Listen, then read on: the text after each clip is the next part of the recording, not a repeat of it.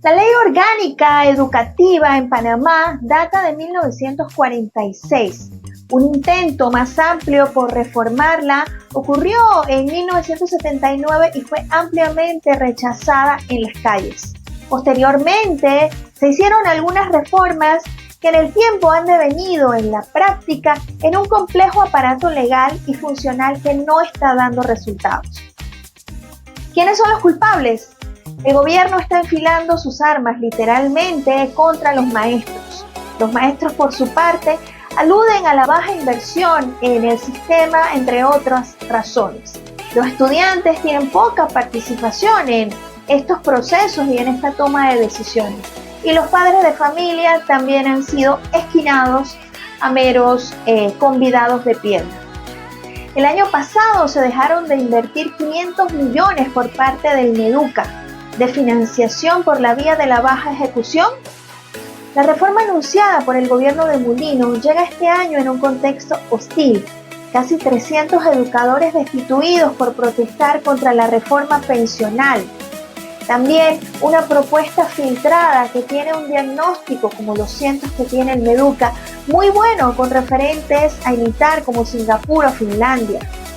Pero la letra pequeña introduce conceptos que bien podrían materializarse en una tercerización de las escuelas públicas, creando un nuevo mercado por el gobierno pro empresa, o bien la privatización con fondos públicos, es decir, escuelas privadas siendo proveedoras del servicio escolar ahora pagado por el Estado.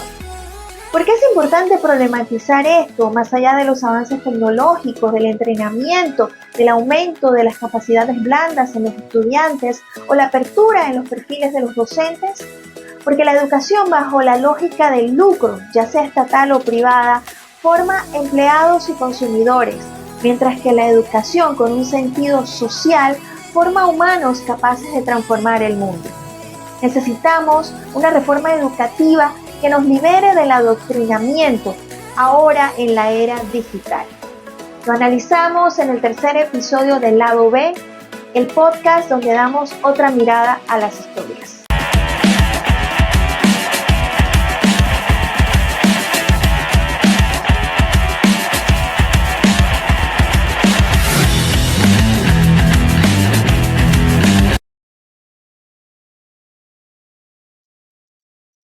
Bienvenidos al tercer episodio del Lado B, el podcast donde vemos otra mirada de las historias. Estamos tratando en este episodio el tema de la reforma educativa, adoctrinamiento en la era digital. Bienvenidos, están con nosotros Richard Morales, politólogo y también coanalista de Lado B, y el profesor José Cambra, profesor universitario, miembro de ASOPROF, quien nos va a ayudar a desmenuzar este complejo tema con toda la experiencia que tiene. Bienvenidos. ¿Por dónde empezamos, Richard? Lo primero, y saludos a todos los que nos están sintonizando, viendo el lado B. Y lo primero sería ubicar esta reforma en el tiempo, ¿no? ¿Qué está sucediendo ahora mismo en Panamá? ¿Y qué tipo de gobierno es el que está implementando la reforma? Este es un gobierno que su antecedente inmediato en cuanto a una reforma social son las reformas a la Caja del Seguro Social. Una reforma que buscó, si queremos sintetizar esa reforma, la ley 462 es una reforma privatizadora que despojó a los panameños del derecho a una pensión para convertirlo en un negocio para quienes se creen dueños de este país. A la vez es un gobierno que ha estado enfrentado a los sectores populares, a los movimientos sociales, entre ellos a los maestros, que ha buscado por todos los medios posibles atacar y destruir la capacidad de organización de los maestros en la medida que los docentes han venido jugando en los últimos años un papel fundamental en el país, particularmente en cuanto a la oposición a la ley 462 de la seguridad social, pero también a la mina. Los docentes jugaron un papel patriótico y pusieron muertos, pusieron mártires en esa coyuntura. Así que estaríamos a la hora de analizar, abordar esta reforma, siento que es importante comprender quién la está haciendo. La está haciendo un gobierno que viene aplicando reformas neoliberales, que ha venido tratando de privatizar los servicios públicos, que ha venido tratando de cumplir con una agenda de reformas que constituye el proyecto del gran capital, del sector empresarial panameño organizado en la Cámara de Comercio particularmente, ¿no? Y el Consejo de la Empresa Privada. Así que hay que comprender eso. El gobierno de la empresa privada que busca reformar la educación. ¿Qué busca? ¿Cuáles son los fines de eso? Y mucho de ello se deduce a partir de quién es el que lo está proponiendo y del comportamiento incluso de quién es la ministra de Educación en la actualidad. Yo lo dejaría hasta ahí, pero yo creo que lo importante es eso.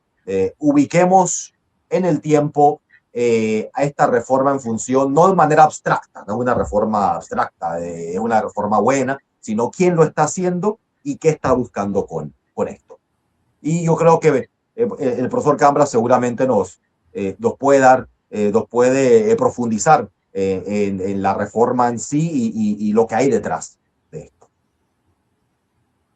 Claro, profesor, ahí le preguntamos, pues para hacer un poco también de historia, es importante o tiene algún sentido quizás entender o los que no lo saben, por qué se rechazó la reforma del 79, si tiene algo que ver, por ejemplo, con este proceso? No, no tiene nada que ver. A mi juicio, eh, a ver, yo creo que hay que ir de lo inmediato para atrás. Lo inmediato, como bien planteaba Richard, es la reforma de la Caja del Seguro Social. El gobierno le vendió a los panameños y panameñas que era una reforma para mejorar la atención de salud. Y lo que hizo fue llevarse 9.000 millones de los panameños y panameñas de los fondos de la Caja del Seguro Social para la empresa privada y para el gobierno. Punto. No ha habido ninguna mejora de la atención de salud. En el caso de esta reforma educativa, le está vendiendo a la población que es una reforma para modernizar lo que los estudiantes reciben en las aulas. Y resulta que la Ley Orgánica de Educación no trata de contenidos académicos. La Ley Orgánica de Educación, hay un primer argumento que utilizan, dice que es una ley vieja, antigua, de la década del 40. Yo tengo que decir que esa Ley Orgánica de Educación es producto de un movimiento estudiantil que nacía, de un movimiento magisterial que nacía, de una crisis terrible que hubo en las alturas del país, que llevó a la convocatoria de una constituyente que hizo una constitución, que era una constitución que tenía avances importantes. Y en ese marco surge la Ley Orgánica de Educación. La Ley Orgánica de Educación, ¿qué es lo primero que tiene? La Ley Orgánica de Educación plantea en ese año que los docentes dejaban de estar, como todo el resto de los empleados públicos, a merced del nombramiento de los políticos de turno, y que se hacía un concurso por medio del cual los docentes accedían a los puestos, y que si esos docentes cumplían con sus labores tenían estabilidad. Eso ya no lo tiene casi nadie, ni en la empresa privada, ni en el sector público. O sea, que se logró que un sector importante, como son los docentes, tuvieran estabilidad. Hay un segundo elemento de esa vieja ley orgánica, que no es tan vieja, que es lo que quisieran la mayoría de los empleados públicos y de la empresa privada, y es que se construyó un sistema de participación de los docentes que nunca ha sido implementado, que se llama asambleas pedagógicas, para que en cada región los docentes, junto con los estudiantes, madres y padres de familia, participen en la construcción de los cambios necesarios en la educación. En 1979 se había logrado poco a poco un cambio en la educación. Quiero decir que fue el segundo momento donde más escuelas, entre comillas, se sembraron. Hubo en las montañas internados escolares que permitían que los niños y las niñas fueran allá, fueran cuidados, tuvieran desayuno, almuerzo, cena. Sus padres los llevaban los lunes, los retiraban los viernes en el caso de los niños de primaria, y sobre todo en la educación premedia y media no tenían que estar al vaivén de morirse ahogados como se mueren por la desidia gubernamental yendo a los colegios y a las escuelas. Entonces hubo un proceso en que efectivamente se organizó una infraestructura muy importante y también hubo nuevos contenidos. ¿Cuál fue el problema? El problema del 79 lamentablemente fue que había una dirigencia magisterial que no estuvo a la altura de las circunstancias. Eso tengo que decirlo con toda claridad. En el 79 hubo una gran movilización por el salario docente, pero los partidos de oposición al gobierno se metieron en la lucha y dijeron que la forma de lograr que el gobierno le diera el aumento de salario era derogando la reforma educativa. E incluso insinuaron una reforma educativa que era de contenidos, de metodología, de libros que eran muy bonitos y muy accesibles al común de la gente, al entendimiento, que esa reforma educativa era comunista y resulta que era una reforma además contradictoriamente con financiamiento del Banco Interamericano de Desarrollo. Cuento esto por la pregunta que me hiciste. Efectivamente, lo que los panameños y panameñas quisieran es que los estudiantes que llegan a las escuelas y a los colegios recibieran una física actualizada, no la física de Newton, sino la cuántica. Quisieran que hubiera unas instalaciones escolares bonitas y dignas como se lo merecen los estudiantes panameños. Quisiera que los 108 colegios que tienen bachillerato en ciencia tuvieran laboratorios, pero de esos 108, 76 no tienen laboratorio. Le puedo decir uno, el Instituto América, que tiene los lugares, pero no está equipado, como la absoluta mayoría de los colegios de este país. Quisiera que hubiera un arte y oficio, un IPT y Tabedunca, etcétera, donde efectivamente hubiera talleres donde los estudiantes que dan autotrónica tuvieran cómo efectivamente aprender autotrónica. Eso no existe. Y por lo tanto, lo que quiere el país es infraestructura adecuada y docentes que hemos estado clamando porque nos den capacitación en las especialidades y no generalidades.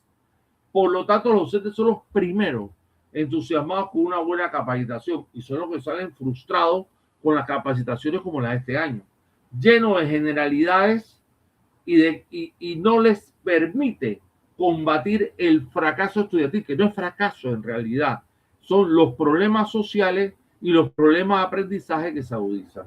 Llevo hasta ahí diciendo que efectivamente lo que busca el gobierno no es una reforma para modernizar contenidos y metodologías, busca quitar todo lo que sea debido a procesos y derechos que existen en la actual ley orgánica.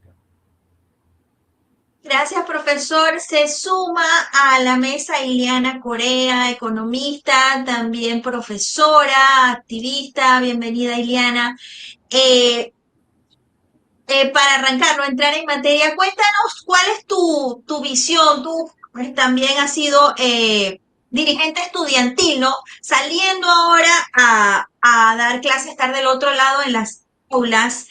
Lo que dice el profesor es muy importante, ¿no? Hay por ejemplo, de lo de los 108 colegios de ciencia, más de 70 no tienen laboratorio. Entonces, para hacer esa inversión no se requiere primero una reforma educativa y hay un desfinanciamiento que podríamos decirle de facto. ¿Cómo analizas tú eso? Esta no inversión, este traslado de partida a otros ministerios, ¿cómo lo ves tú? Bueno, hola, saludos a todos, a todas. Gracias por permitirme estar del lado B.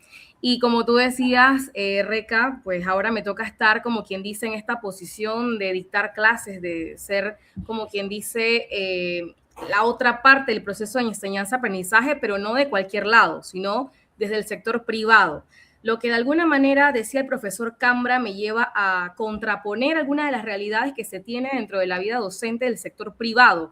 Y es que cada vez más vamos perdiendo, como quien dice, esa posibilidad de ser entendidos como trabajadores, como estar sujetos a una empresa o una patronal que tiene deberes y derechos para con esos trabajadores. Y creo que esta reforma educacional o educativa que está proponiendo desde el gobierno de José Raúl Mulino y que tienen a una perfecta, digamos, mercadóloga trabajándolo, como es la señora Lucy Molinar, busca un tanto eso, empezar a desconocer ciertos derechos de los profesores o profesoras y además de eso terminar de ajustar algunas desavenencias que hay en cuanto a algunos bachilleres que no están hilados a la vida del mercado, digamos, laboral tal cual han hecho la composición del Estado-Nación que tenemos el día de hoy. Es decir, a seguir profundizando que no se integre al estudiantado a la búsqueda de la ciencia, del arte, sino un poco más dirigirlos hacia la parte del sector servicio,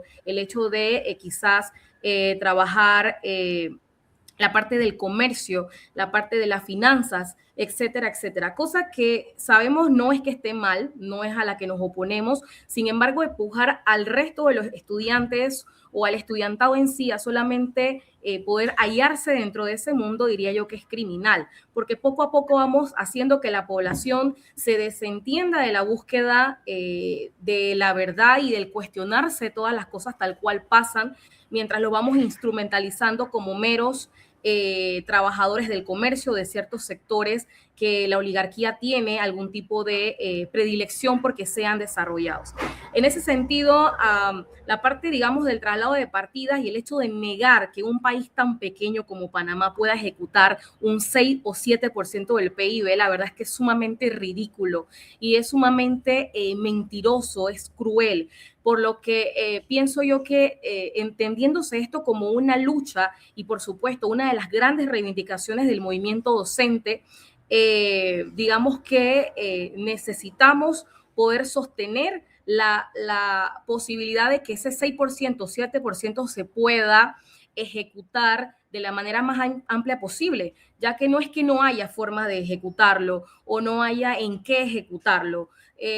Acabamos de empezar o de iniciar el periodo de clases y sabemos que hay un montón de colegios que no están lo mejor preparados posibles, que seguimos teniendo la problemática en las comarcas o en los lugares de difícil acceso, dicho sea de paso de difícil acceso porque así han querido que el acceso sea totalmente casi que imposible de sostener al evitar que puedan llegar allá los famosos zarzos o los puentes para que se conecten a los docentes, con los estudiantes, con los lugares donde vives y los lugares donde están ubicadas las escuelas.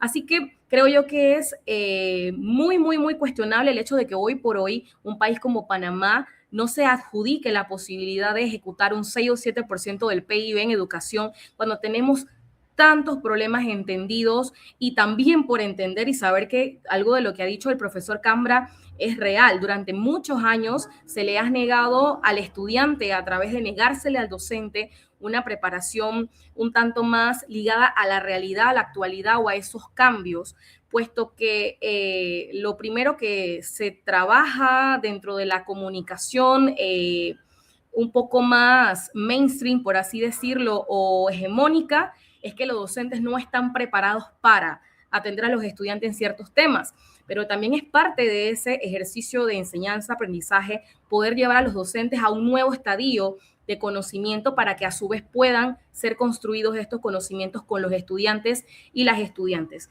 Así que por mi parte es eso. Creo yo que estando de este lado, del lado donde se desconocen ciertos derechos de los docentes, inclusive se les desconocen como trabajadores, pudiese decir que la reforma educativa planteada por Lucy, por Mulino, un tanto eso es lo que está planeando Reca. Gracias, Iliana.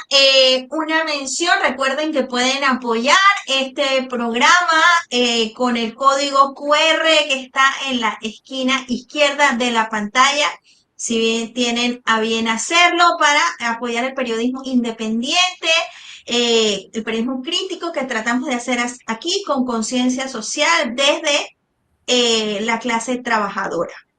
Profesor Cambra, quiero retornar con usted y preguntarle, además de lo que usted dijo, la disminución de los derechos, la vulneración de la permanencia que tienen los docentes con esta propuesta de reforma que tenemos que decirlo, ha circulado y el gobierno no ha negado que sea ese el proyecto que incluso, como usted bien dijo, ha sido discutido ya en ciertos sectores, en la asamblea, en foros internacionales.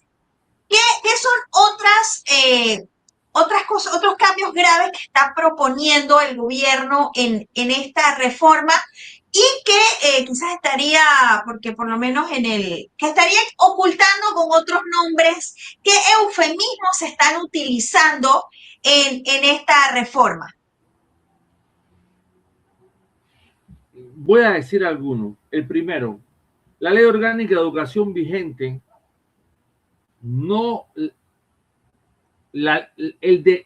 establece el derecho de los estudiantes a tener organización estudiantil. Dice textualmente, todo centro educativo, oficial o particular, tendrá una asociación de estudiantes.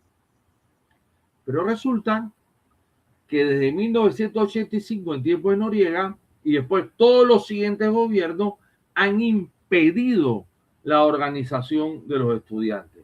La mejor escuela de ciudadanía que tuvo este país fue la Federación de Estudiantes de Panamá, fundada en febrero de 1944, y legalizada por el primer gobierno policial militar de Ramón Cantera entre el 52 hasta el momento de su asesinato en el 2 de enero del 55, y posteriormente se reorganizó con la colaboración de la Asociación de Profesores de la República, con aquellos que, encabezados por Floyd Britton, se dedicaron a reorganizar las asociaciones de estudiantes colegio por colegio.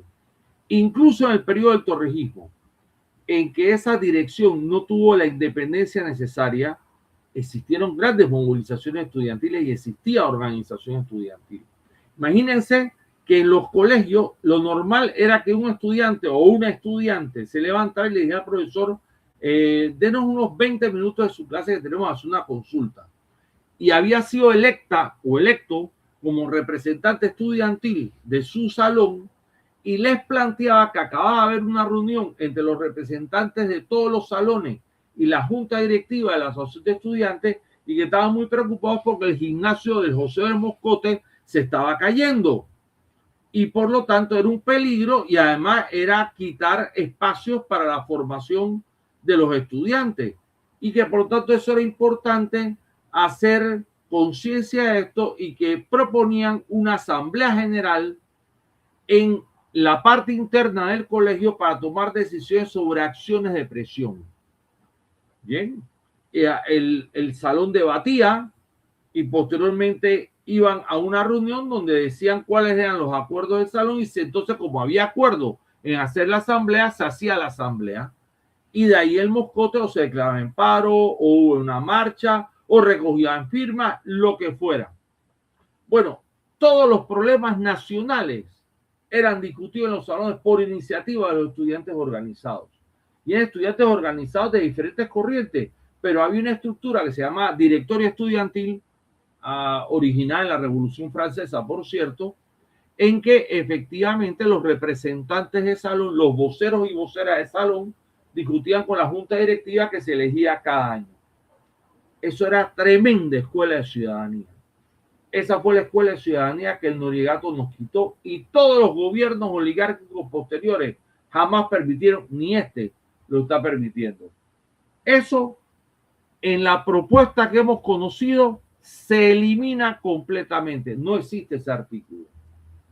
Otros artículos, que los docentes deben mantener todas sus prerrogativas mientras se le abre una investigación y tienen pleno derecho a los recursos de reconsideración y apelación en subsidio. Bueno, este gobierno ha violado la Ley Orgánica de Educación con 298 colegas, 297 ahora, nos mataron a Omar Torres y efectivamente ha violentado todo eso. Y ya hay una decisión judicial del Tribunal Superior del primer distrito judicial diciendo que es imposible que esto se dé en la medida en que estábamos en huelga, es un derecho del artículo 69 de la Constitución y que violentaron el derecho de reconsideración y apelación porque a la par suspendieron sin salario a los colegas y ahora lo están destituyendo. Bien, otro elemento de la Ley Orgánica de Educación, que todo lo que los docentes hacen hace parte de su carga laboral. Artículo 174 de la Ley Orgánica. Que no lo respetan porque no te toman en cuenta la hora de consejería, la hora de reunión de departamento, la hora de reunión de coordinación, la atención a los padres y madres de familia y las comisiones de trabajo. Si los docentes trabajan en cantidades. Por lo tanto, quiero decir que es poner una ley que tiene muchas declaraciones bonitas y quitar todos los derechos de los estudiantes, de los padres y madres de familia y de los docentes. Es más, están planteándose volver al intento de Pérez Valladares y el difunto Talacino de 1997 de cobrar mensualidades a madres y padres en las escuelas públicas. Esto ya tuvo un antecedente en junio del 97, fue derrotado por una huelga docente con tremendo apoyo de padres y madres de familia y efectivamente por ahí vienen los tiros. O sea, esto no es ninguna reforma para dar mejor educación. Esto es simplemente quitar todos los derechos, una declaración de principios sobre cómo será la educación, pero nada en... Por ejemplo, ellos no quieren el 7%, no quieren que el 7% sea para educación y por eso la ministra de Educación regala la plata de educación y encontramos las escuelas en el estado ruinoso en que lo hemos encontrado.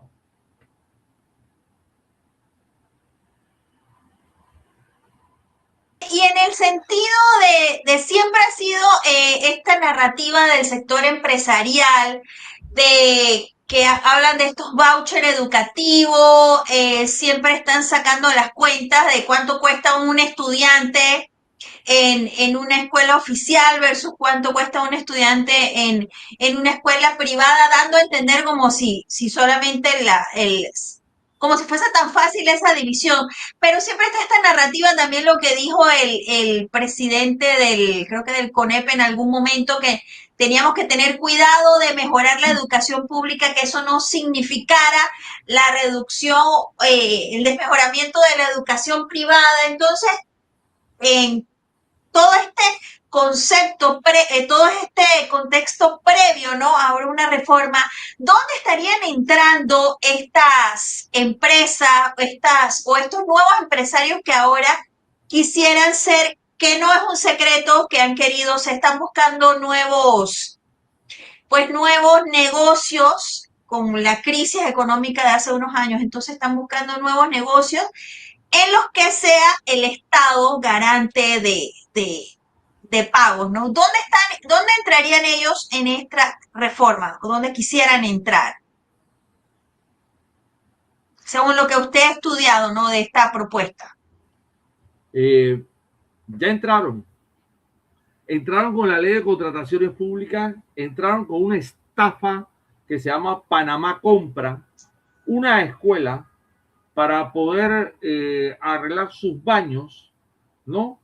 Recibe dinero del FESE, si es que lo recibe, porque resulta que hay una cantidad de escuelas que no han recibido la tercera partida del FESE el año pasado, comenzando por ahí, del Fondo de Equidad de la Educación y de Equidad y Calidad de la Educación. Ese es el nombre que tienen los dineros que aporta el Estado a las escuelas y colegios.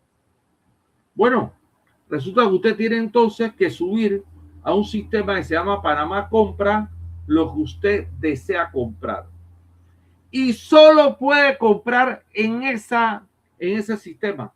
en ese software de Panamá Compra, pero las empresas que están ahí te ofrecen a más alto precio que en el mercado, por ejemplo, aires acondicionados, más caro que en cualquier empresa de la localidad, te los ofrece al doble de precio y de menor calidad. O sea, ya existe la forma. Una de las grandes demandas del movimiento magisterial y de las madres y padres familias es derogar Panamá Compra, porque es un sistema para trasvasar la poca plata que se le dedica a la educación pública a las grandes empresas privadas que estafan al Estado y por lo tanto a los contribuyentes. Y eso se mantiene, eso no se afecta para nada. No hay un artículo de la nueva ley que diga el sistema educativo estará por fuera del sistema de Panamá Compra. Nada de eso. Y por lo tanto es la forma de esquilmar. La otra gran forma es a través de los negociados llamados laptops. Miren, en este país hay 3.102 centros educativos. 1.803 tienen todavía un internet de los tiempos del gobierno anterior de Martinelli, de la cual fue ministra también Lucy Bolinar, que se llama Internet para Todos, comúnmente conocido Internet para Nadie. 5 se conectan y se cae. Por lo tanto, ahora que la ministra quiere gastar un platal con laptops, la pregunta es, ¿y por qué pone la carreta antes de los bueyes? Porque no garantiza internet en todos los centros escolares. ¿Por qué no tiene un programa de internet para todas las viviendas donde haya estudiantes? ¿Por qué no hace ese tipo de arreglos que permitirían abaratar los costos del wifi para los estudiantes en sus casas? No. Hay un negociado de por medio. Pues recuerden que esta compra de laptop ya viene con 2 problemas. El primero fue cuando intentaron comprar las laptops sin licitación y después con unos precios súper inflados. O sea, pero la pregunta es, ¿y esto no lo tienen los estudiantes? Esto no es una computadora portátil. Esto no es lo primero que necesitan los estudiantes, es tener buen wifi para poder conectarse y los docentes la capacitación para usar el celular como un instrumento de aprendizaje. ¿No sería eso más barato que lo que piensa gastar la señora ministra? Entonces, efectivamente hay que tener sentido lógico, sentido común. O sea, lo que primero necesitamos es escuelas que estén arregladas, baños que funcionen, comedores escolares para que no se desmayen los estudiantes y por lo tanto también las libertades propias de los estudiantes. Miren, yo acabo de ver que con justa razón las asociaciones del movimiento por la defensa de los derechos de la gente afrodescendiente han protestado porque una vez y vez les discriminan a los estudiantes que tienen señas de identidad afro. Y viene la ministra y dice una cosa terrible. Dice que hay afros insalubres. O sea, tremenda racista tenemos como ministra de Educación. Afros insalubres. Pero resulta que hay otras señas de identidad juvenil que son reprimidas a la entrada de los colegios y las escuelas. No solo la de las personas de origen afro, que estoy totalmente de acuerdo en que se defiendan. Hay señas de identidad juvenil donde te dicen, hey, tú tienes que tener el cabello con el número 2 y lo mandan a cortar y sacrifican el derecho a la educación por un tema que tiene que ver con el cabello que es dueño cada estudiante. O sea, esto no puede ser. No puede ser que usted firme como padre y madre de familia un acta de compromiso donde usted va a ser un yes man, una yes woman de lo que le diga el colegio. Eso no puede ser. Si aquí hablamos de democracia, es más, la Ley Orgánica de Educación establece que el director elabora el reglamento interno tomando en cuenta la opinión del Consejo de Profesores que desaparece de esta reforma educativa, el organismo de poder del profesorado, y de los representantes estudiantiles. Lo que pasa es que últimamente, desde que desaparecieron las asociaciones estudiantes, no le toman el parecer a los estudiantes sobre este tipo de prácticas arcaicas, sobre el tema de la falda, sobre el tema del cabello. O sea, esto es terrible. O sea, cuando lo que deberían hacer es preguntar a la entrada, joven, ¿usted desayunó? O preguntarle, joven, ¿usted trae su tarea hecha o necesita que alguien la apoye para terminar esa tarea? O sea, deberían ser preguntas que son distintas, preguntas solidarias, no preguntas de persecución sobre cabello, falda y tonterías como esas, que no ayudan a ninguna disciplina en la vida, ayudan a la sumisión, ayudan a aprender órdenes irracionales que nadie te explica, ni tú has sido parte de la construcción de normas de convivencia como tales. Claro, y ahí, claro, plantea algo muy importante, ¿no? ¿Estamos en un sistema educativo o un sistema de adoctrinamiento? ¿Cómo salimos, cómo transformamos, o es posible transformarlo? Richard primero y después Iliana. ¿Podemos salir de este adoctrinamiento para tener una educación liberadora como la que explicaba Paulo Freire? Sí, y uno de los rasgos de esta reforma educativa, donde queda claro su orientación adoctrinadora, ideológica, es en la introducción de la competencia transversal del emprendimiento. Y se busca adoctrinar a los estudiantes sobre esta idea de que deben emprender. Ahora, la palabra emprendimiento a primera suena muy positiva. Yo quiero montar un negocio. Pero la idea esta de que la sociedad y mis posibilidades de superación van a depender de que yo monte un negocio, es decir, de que yo sea de alguna forma independiente, ¿no? Y la idea en la medida que, poniendo esto en el contexto panameño, ¿qué significa esto?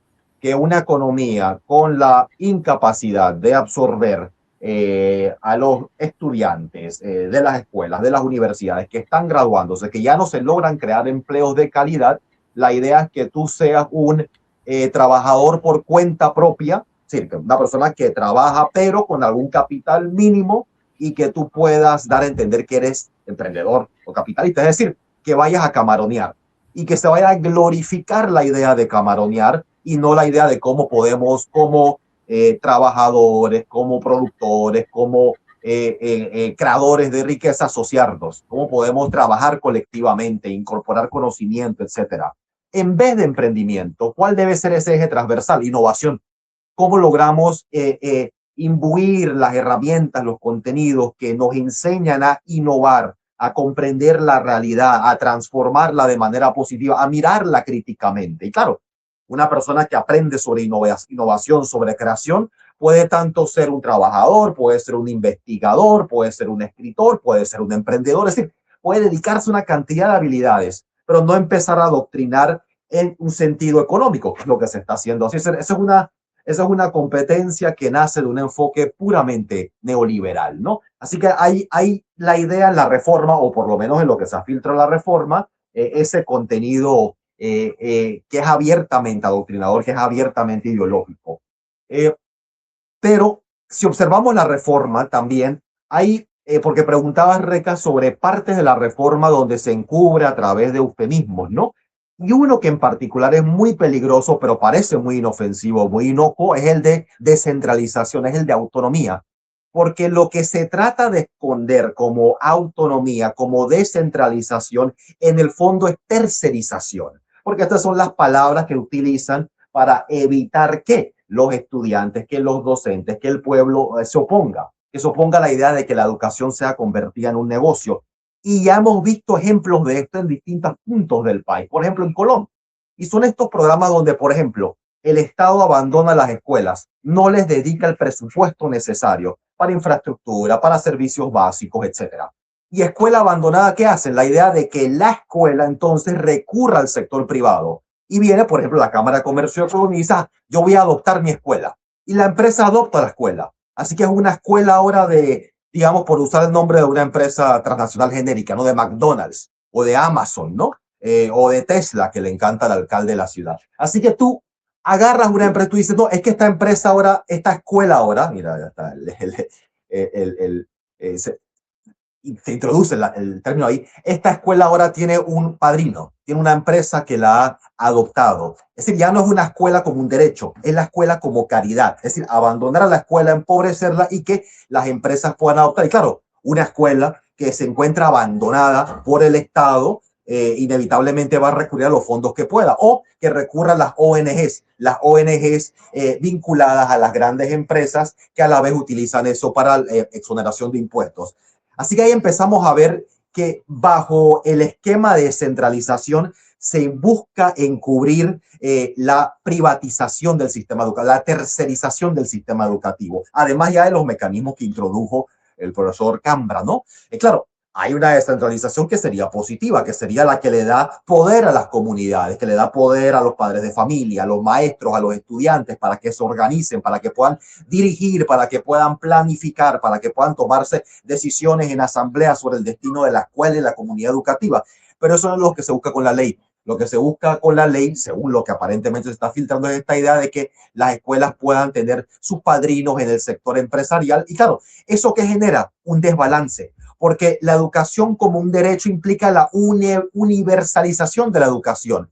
Pero en Panamá, en la actualidad, lo que hay es un sistema segregado, claro. La calidad de la educación en función de la cantidad de dinero que pueda manejar la escuela. La idea que es ficticia, porque también en las pruebas que se han aplicado a los sistemas educativos panameños, las escuelas particulares no prueban mejor o no rinden mejor que las escuelas públicas, ¿no? También tocaría decir eso. Pero es la idea esta de cómo convertir la escuela en un negocio a través de esta tercerización. Se la entrego a las empresas, se la entrego a las ONGs vinculadas a las empresas y voy cada vez más jerarquizando las escuelas. Porque claro, ¿qué implicaría esto? Que la escuela que tiene acceso a un mejor padrino va a tener mejor educación y que tú digas, ah, bueno, es que mi niño tiene útiles escolares porque a esa escuela la adoptó la empresa de uno de los grandes beneficiados del gobierno de turno, ¿no? Así que esa estratificación de la educación donde tengas educación privada de ultra calidad arriba, donde son estas escuelas que cobran miles de dólares al mes, y después tengas un sistema público también estratificado, ¿no? Estratificado según quién puede, qué fondos pueda recibir del sector privado esa escuela. Eso es importante, ¿no? Ese componente de emprendimiento y ese componente de descentralización que en el fondo implica tercerización. ¿Cuál debe ser la educación que tenemos en Panamá? Una educación emancipadora, una educación para abrir la mente, para pensar creativamente, críticamente sobre la historia, sobre quién somos. Pero para que eso sea posible, el profesor Cambra, por ejemplo, aludió a los comedores. Deberían universalizarse los servicios que requiere todo estudiante, porque la escuela debe ser un nivelador. ¿En qué sentido?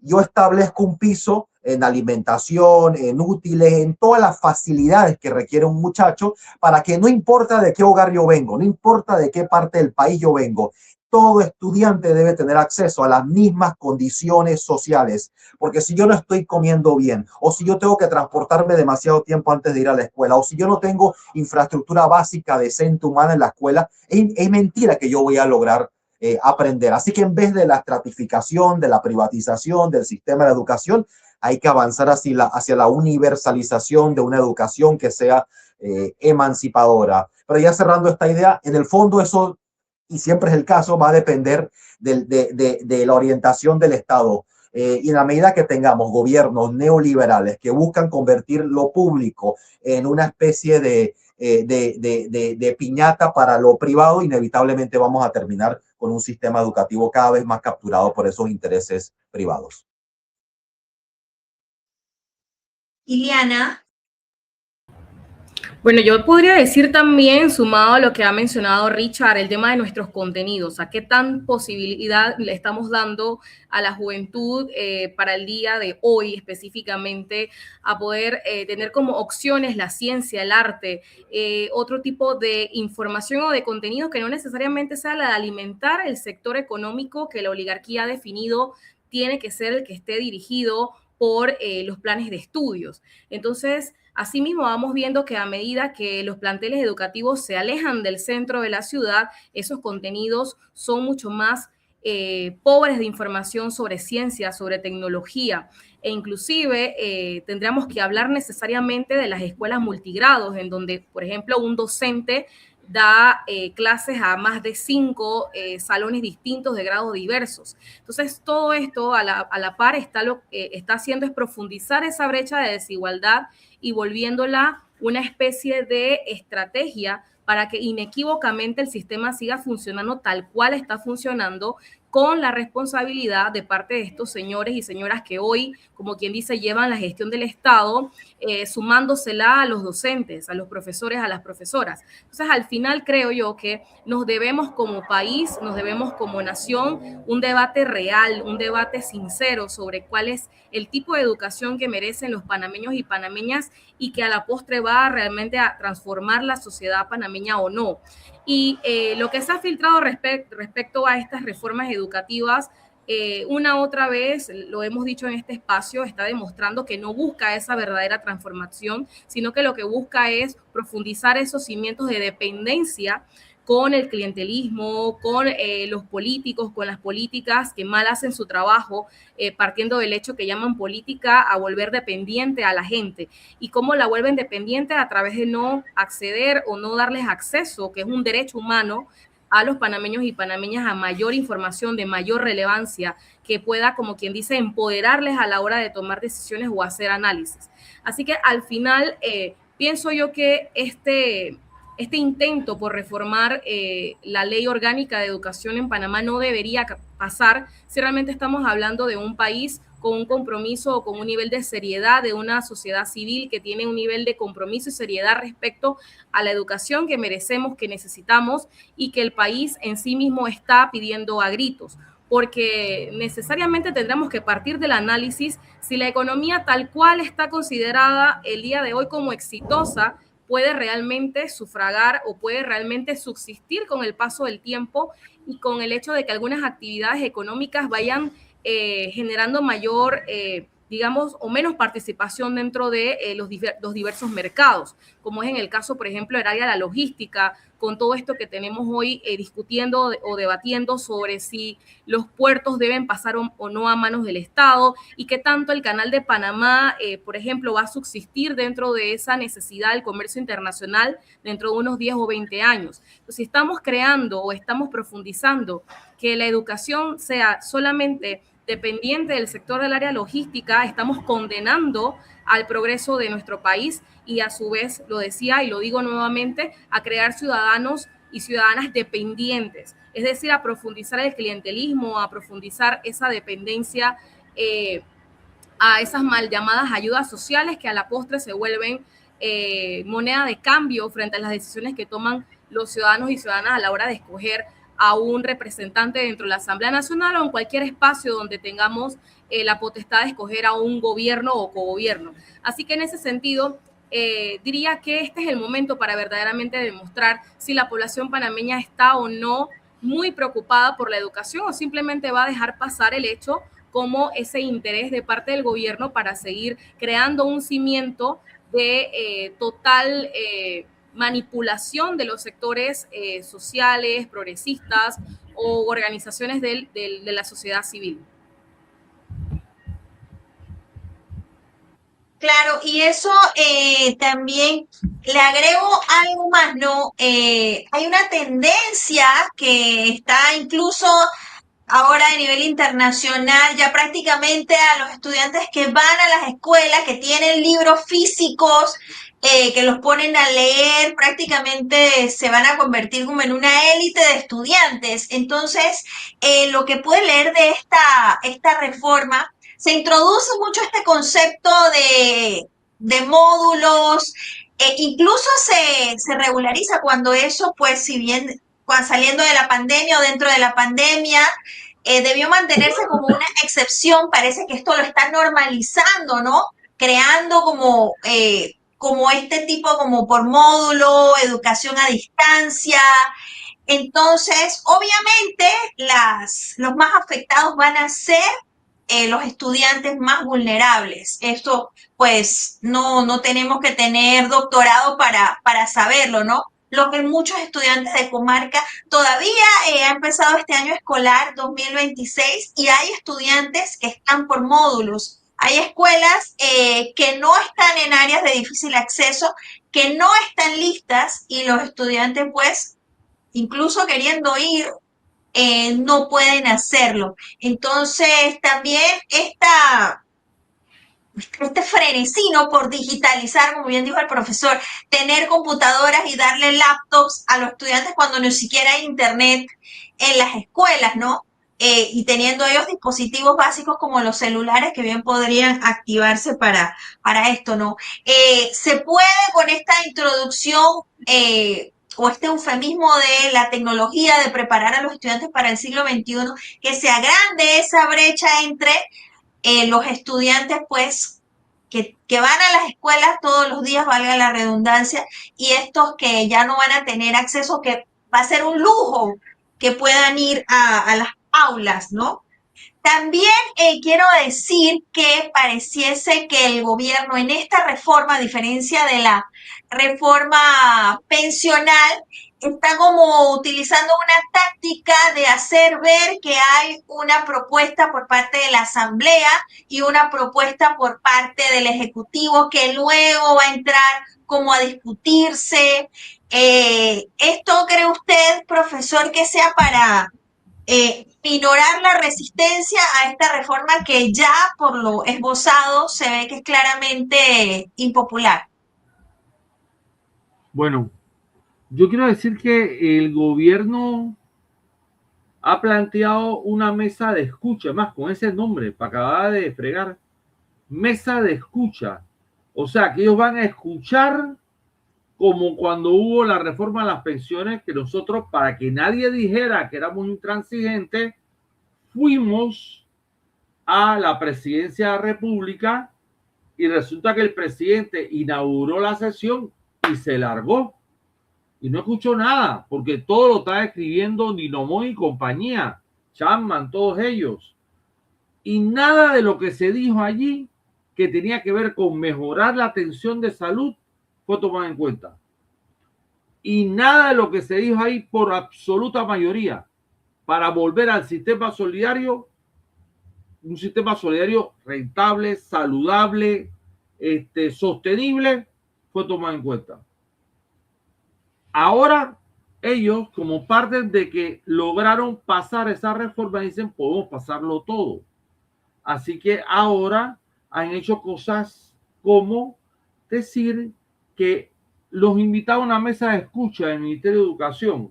Y francamente, los gremios del Frente de Acción Magisterial, que somos los gremios mayoritarios, AEBE, ASOPROF, AEDPA de la profesora Nelva Reyes, AMIA, ASOMORE RP de Colón, CINTE, voceros comarcales, sindicato de trabajadores de la educación que enseñan inglés, etcétera, dijimos, a eso no vamos. Pero en la Asamblea de Diputados también nos invitaron y nosotros tácticamente decidimos ir a la Asamblea a plantear nuestras opiniones. ¿Por qué? Porque al final la ley que ellos saquen del diálogo yo con yo va a llegar a la Asamblea.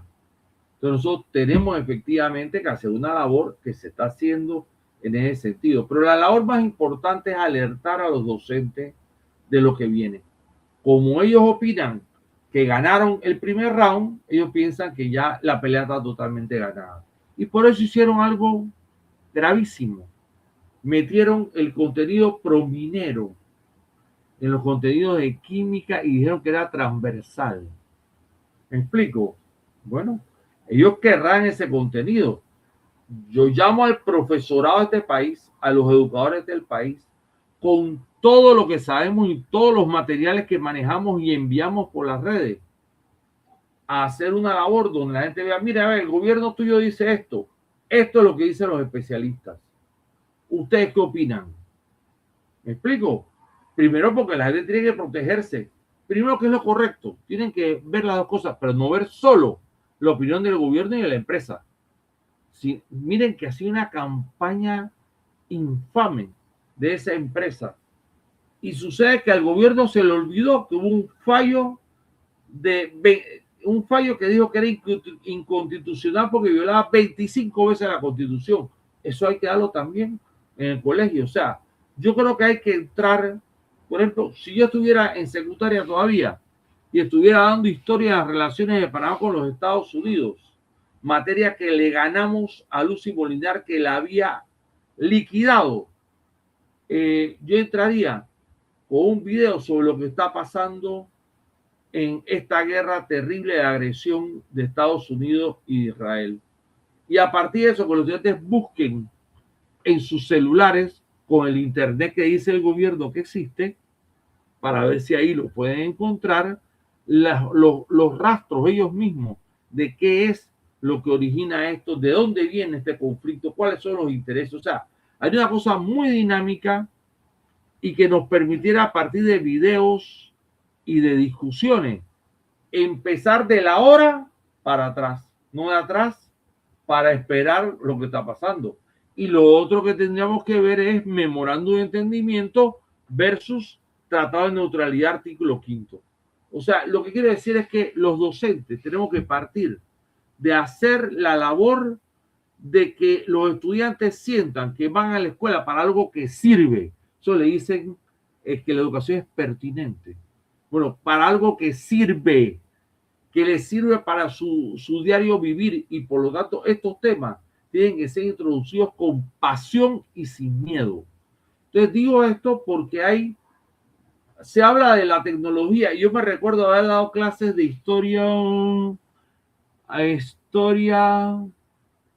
moderna y contemporánea, no, de historia antigua y la Edad Media, a punta de mapas antiguos, pero hablando de fútbol, para que la gente relacionara un lugar con Bretaña, otro lugar con, me explico, o sea, hay que discutir con los colegas qué es lo que hay que hacer para que las clases sean apasionadas, interesantes, y esa sabiduría existe entre los docentes. Eso perfectamente. Nosotros le hemos incentivado a nuestro gremio. Nosotros tenemos un programa que nos cortó el Ministerio de Educación de enviar a los colegas nuestros a educarse en la red mesoamericana Alforja de Educación Popular, la línea Freire. Y efectivamente, cada vez más, ¿por qué? Porque eso no lo da el ministerio. El ministerio te dice, a ver, ¿cuál es la táctica del ministerio? Ejemplo, inglés. ¿Te pueden creer que el planeamiento para este mes que le piden a profesores de inglés es de 22 páginas? O sea, quieren cansar a la gente a punta de planeamiento y nunca les han dado cómo dar metodologías activas, cómo interesar al estudiante, de dónde hay que comenzar la clase. Esas cosas no las discuten, como no discuten las cosas a partir de las especialidades tampoco. Entonces, digo esto para decir que el Ministerio de Educación no tiene ningún objetivo pedagógico. El objetivo es político. Es la ministra más política que hemos tenido porque se disfraza de política. Es la ministra represiva por excelencia, educada en el fascismo de Pinochet. En ese periodo fue que se educó y esa es la mentalidad que tiene. El que no está conmigo está contra mí. Ese es el totalitarismo, punto, ya. Entonces yo creo que efectivamente este año escolar es un año de muchas necesidades, de muchos colegios que no están listos, que nunca lo estuvieron, y de cosas que los docentes tenemos que aportar para que los estudiantes se queden en las aulas. Y ese aportar es la realidad que estamos viviendo. Gracias, profe. Al final es todos estos aportes, ¿no? Llevan esto a todo lo que hace falta, ¿no? De cara a una verdadera reforma, ¿no? Y yo, bueno, quiero traer aquí un poco, bueno, recordarles a los que nos están viendo que si quieren apoyar este programa pueden entrar al código QR que aparece arriba o al link que que está pasando abajo de esta pantalla. Aquí lo tienen abajo. Quiero también preguntarte, Richard, ¿qué hace falta? O sea, estamos en un momento donde también la ministra ha viajado a Israel justo anunciando esta reforma. También ha hecho estos comentarios pues de un afro insalubre, abiertamente un comentario racista. Quiero que me plantees ese contexto porque definitivamente que toda reforma educativa tiene también oculta un realineamiento ideológico, un adoctrinamiento ideológico al que nos estarían llevando a los grandes, pues todos los estudiantes, el 80% por lo menos en las que están en las escuelas oficiales en Panamá. La gravedad de eso, la gravedad de implementar en una reforma educativa una visión no solo de derecha, de ultraderecha en la educación de todo un país. Sí, hay que estar muy alerta, tanto por la orientación internacional del actual gobierno como la de la propia ministra, como bien indicaste, Reca, que ha viajado a Israel a reunirse con sus altos políticos. Y esto es una cosa gravísima, porque es poner en perspectiva que ella está viajando al Estado liderado por Netanyahu, que es un criminal de guerra, que está buscado por la Corte Internacional de Justicia por crímenes de lesa humanidad, por cometer un genocidio. Y este es el país con el cual el gobierno y el Ministerio de Educación está estableciendo alianzas. Y hemos visto ya, por ejemplo, el hecho de que con la embajada de Estados Unidos también es cómplice junto a Israel con ese genocidio y en la guerra que están desatando actualmente en Asia Occidental contra Irán.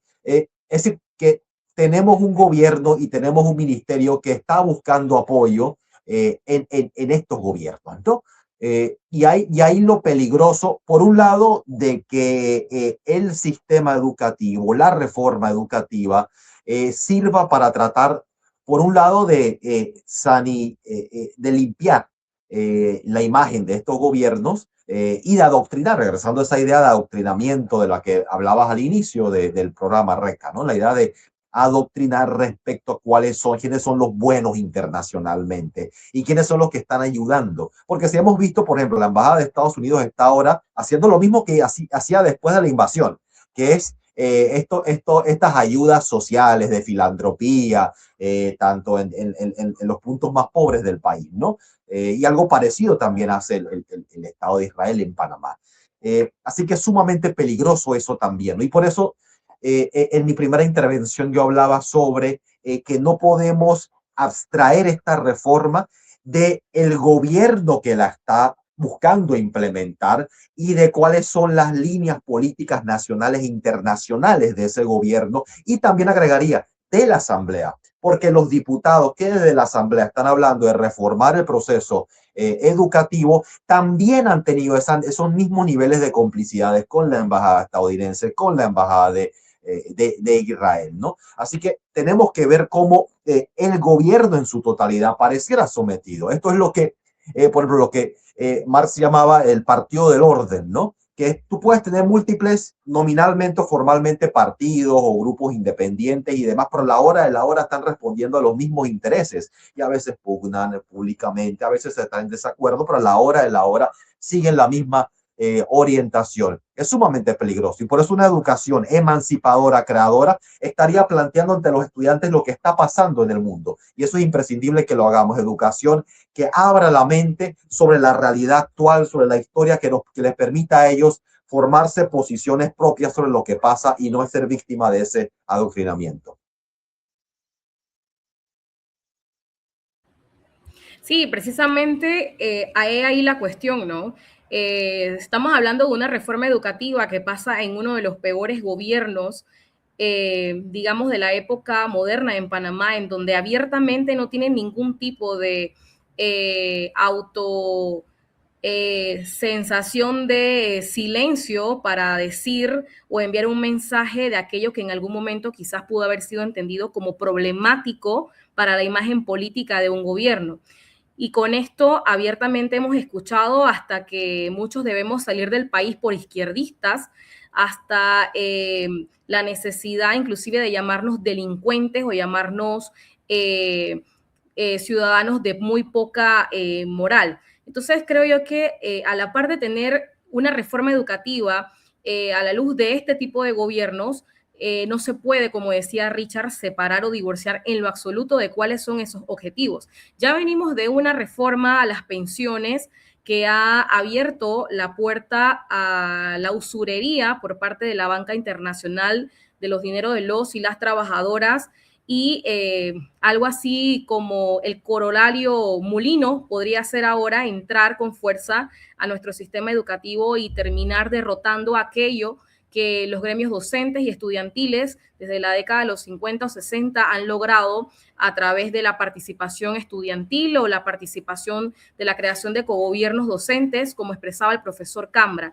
Así que en ese sentido, creo yo que el pueblo hoy más que nunca debe estar con los ojos muy abiertos y entender que no existe ese divorcio entre la personalidad de un gobierno y los programas o las políticas que está empujando para agradar a quienes ellos han llamado el gobierno proempresarial, que en palabras más, palabras menos, es un gobierno de derecha, de extrema derecha, cuyos aliados son de la derecha de Latinoamérica, de gobiernos recalcitrantes, de esa derecha que estaba en algún momento en crisis o en agonía, o que tiene una cercanía muy, digamos, reciente con dictaduras del sur de América, como es en el caso del actual gobierno de Chile. Entonces, cada uno de estos pasos o movimientos, como es en el caso de la visita a Israel, no debemos entenderlos como un ridículo, no debemos entenderlos como algo que está dado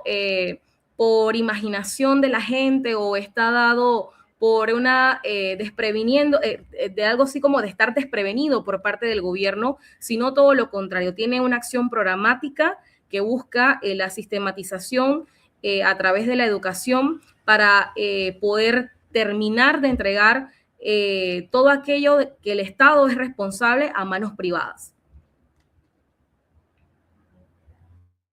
Gracias. Y sí, yo creo que también es muy importante, ¿no? Que el espíritu, ¿no? De la educación que debe ser no tener canteras para estas transnacionales o para las empresas. Ya hay mucho de este modelo en algunas escuelas, bueno, esto a nivel técnico, donde estas empresas toman y entrenan directamente a los estudiantes que eventualmente se van a convertir en los empleados de estas transnacionales, ¿no? Entonces creo que ese modelo educativo, como dijo Richard, hay que romperlo, ¿no? Para que se esté educando, que el sistema esté educando a individuos que puedan luego ser humanos y tener toda esta libertad de escoger, ¿no? No solamente ser esto, ¿no? Como tener un destino trazado por los intereses económicos y que la educación en realidad sea como un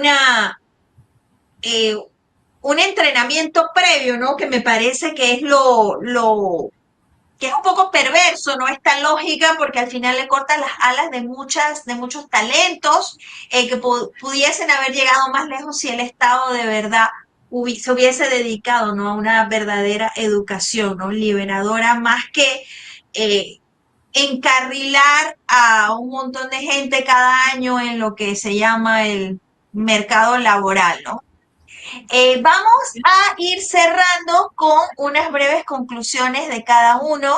Se nos ha ido Richard, parece, pero vamos a empezar entonces con sus conclusiones, profesor, y luego las de Ileana.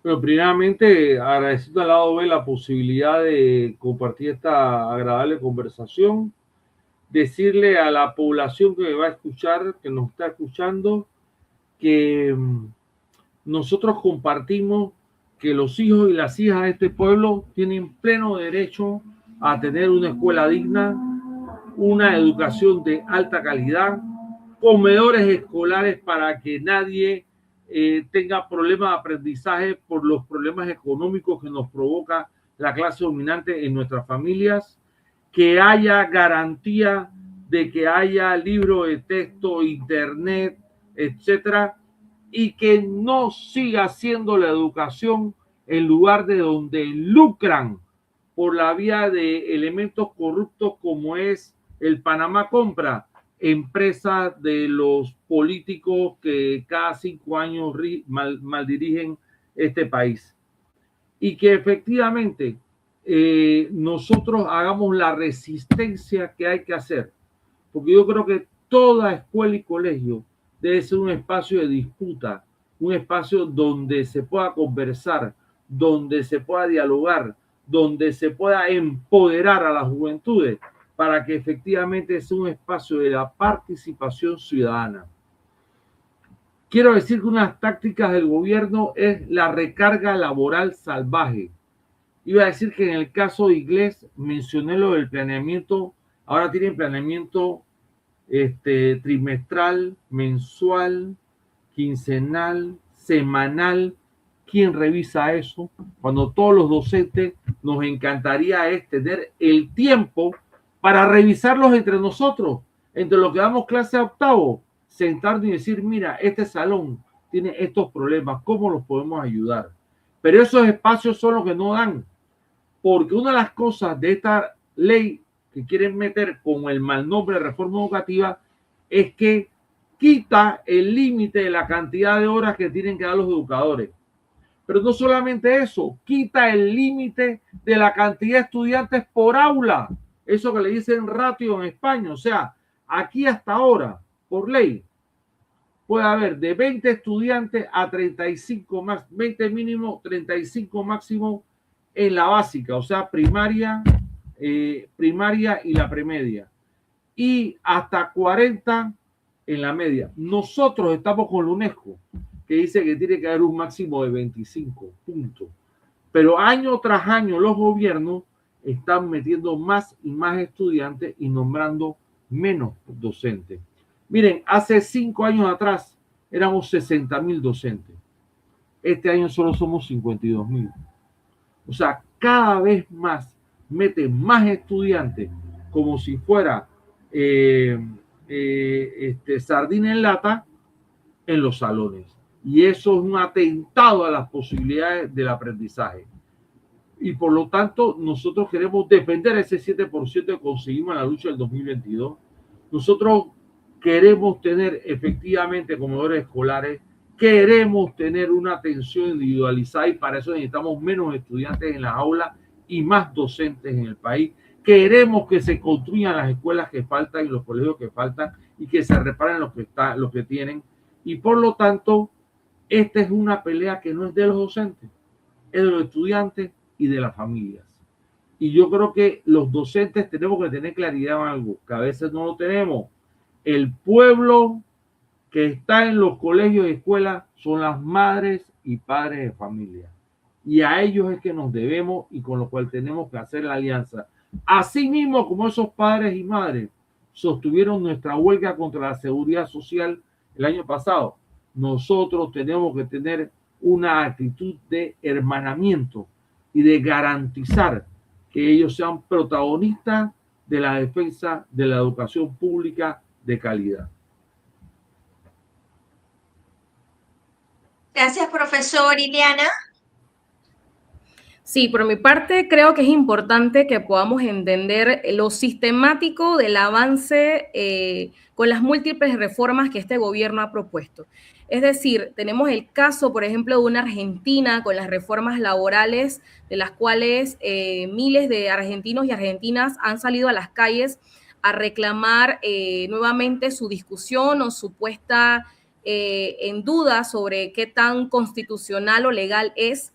En el caso de Panamá, podemos ver que poco a poco se han ido enfilando en distintas actividades o áreas que son cruciales para la vida de los trabajadores y trabajadoras, las mal llamadas reformas. Es decir, empezaron con las reformas a las pensiones, luego estamos hablando de la creación de una ley de pasantías que va dirigida precisamente o específicamente a jóvenes, que los ubica ya como sujetos de precariedad, luego de graduados de secundaria, en donde no son sujetos a el apego al código, el código de trabajo, es decir, se les paga mucho menos del salario mínimo, la empresa tiene mucha más discrecionalidad sobre cuáles son sus responsabilidades con ese trabajador o trabajadora y se utiliza como base el hecho de que la experiencia es lo que se va a explotar en esta nueva modalidad de lo que llaman pasantías. Es decir, empezaron a regularizar las ilegalidades o la precariedad de los trabajadores como una respuesta o un salvataje a la crisis que hay de empleabilidad en la juventud. Y sobre esto, entonces, ahora estamos pasando a una nueva discusión, que es la discusión del sector o las reformas a la programática educativa. Así que en ese sentido diría que al parecer estamos ya pudiendo aterrizar en la idea de lo que es el gobierno de ir poco a poco avanzando frente a aquellas actividades o áreas que están entrelazadas, que están imbricadas una entre otras con la vida del trabajador y trabajadora. Y obviamente esto solamente es el respaldo a lo que es la promesa de un gobierno proempresarial, es decir, dejar a un lado cada una de esas reivindicaciones y derechos de los trabajadores desde su fase inicial, que es la fase dentro de la vida educativa o de la formación educacional, hasta llegar a un punto en el cual atacas a un segmento de la población que está mayormente golpeado por la falta de empleos dignos, como es la juventud, a través de una ley de pasantías, hasta llegar entonces a niveles en donde ya la idea de una pensión o la idea de una jubilación es básicamente nula para las futuras o generaciones más jóvenes respecto a otras que estaban dentro del sistema de exclusivo de beneficios definidos o llamados sistemas solidarios. Así que hay que empezar a pensar panameños y panameñas, madres de familia y aquellos que por alguna razón pues no tenemos hijos, la necesidad de involucrarnos de poco a poco frente a este intento de tocar o de meterse con la educación desde sus cimientos, como lo es con una reforma que, como ya hemos dicho una y otra vez, y no tenemos que cansarnos de repetir, sus intenciones son terminar de entregar el sistema educativo a manos privadas, deshaciendo de cualquier manera la forma de organización docente y estudiantil que ya ha sido negada a través de décadas, porque ha significado para el empresariado y para el poder político en este país toda la vida un problema. Aún así, negando que gracias a ese movimiento estudiantil, gracias a esa organización estudiantil, tenemos hoy un canal que se hace llamar Canal de Panamá.